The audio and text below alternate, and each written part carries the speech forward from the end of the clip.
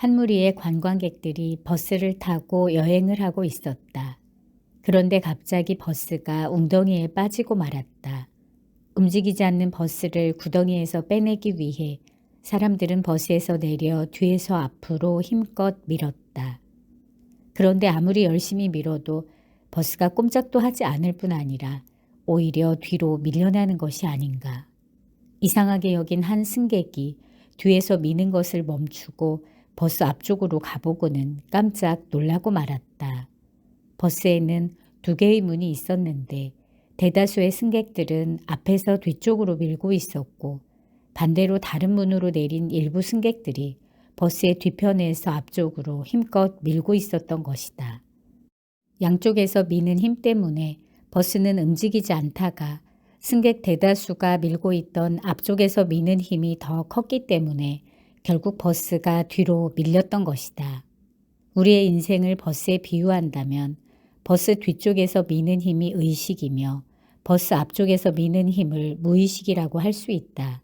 우리는 두세 개의 영향을 받는다.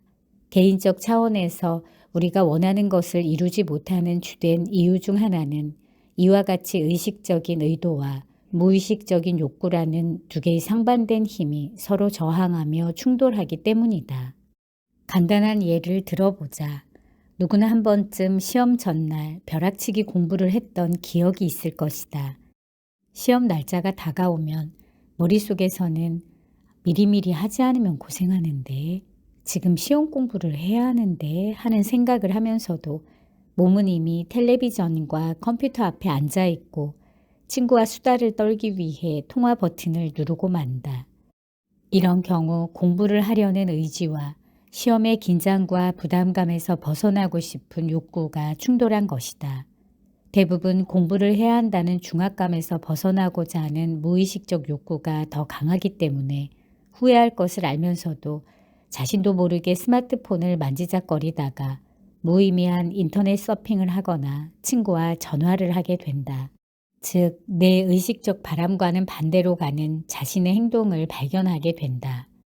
앞뒤에서 동시에 미는 버스는 앞으로 나아갈 수 없듯이 의식적인 의도와 무의식적인 욕구가 충돌하는 동안 우리도 원하는 방향으로 갈 수 없다. 그렇다면 버스를 원하는 방향으로 움직이게 하려면 어떻게 해야 할까? 일단 앞에서 막고 있는 힘을 제거해야 한다.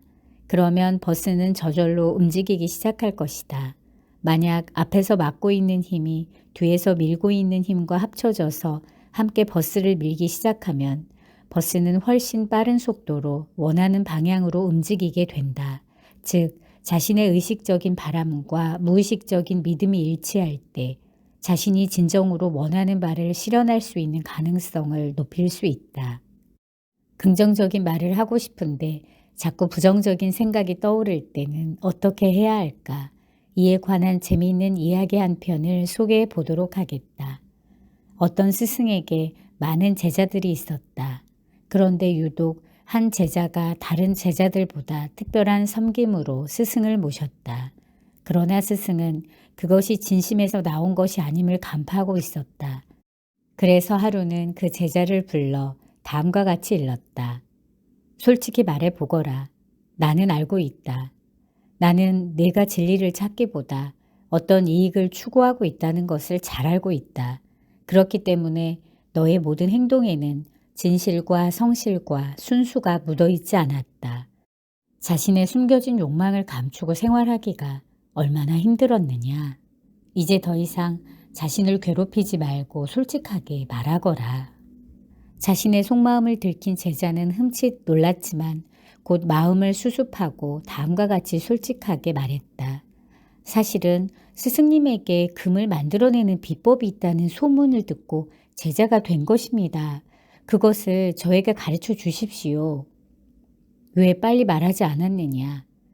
그동안의 노고를 생각해서 가르쳐 주마. 스승은 희한한 주문을 제자에게 가르쳐 준 후 이렇게 말했다. 이 주문을 외우면 금을 얻게 될 것이다. 단 조심할 것이 있는데 주문을 외우기 전에 반드시 목욕을 하고 절대로 원숭이 엉덩이에 대해서는 생각하지 말거라. 제자는 이 말을 듣고 속으로 생각했다. 내가 뭐하러 평생 생각해 본 적도 없는 원숭이 엉덩이를 생각한단 말인가? 그래서 제자는 재빠르게 대답했다. 알겠습니다. 반드시 목욕을 하고 절대로 원숭이 엉덩이를 생각하지 않겠습니다. 스승으로부터 금을 만드는 비법을 받은 제자는 금덩이를 얻을 욕심에 감사하다는 인사도 없이 집으로 달려갔다. 그는 집에 들어가자마자 욕실에 들어가 목욕을 하였다. 그 다음에는 무엇을 할 차례일까? 그렇다. 절대로 원숭이 엉덩이를 생각하지 말아야 할 차례다. 그런데 신기한 것은 절대로 원숭이 엉덩이를 생각하지 않으려고 하면 할수록 자꾸 원숭이 엉덩이가 생각난다는 것이었다. 아무리 그 생각을 뿌리치려 해도 원숭이 엉덩이는 그의 생각을 사로잡았다.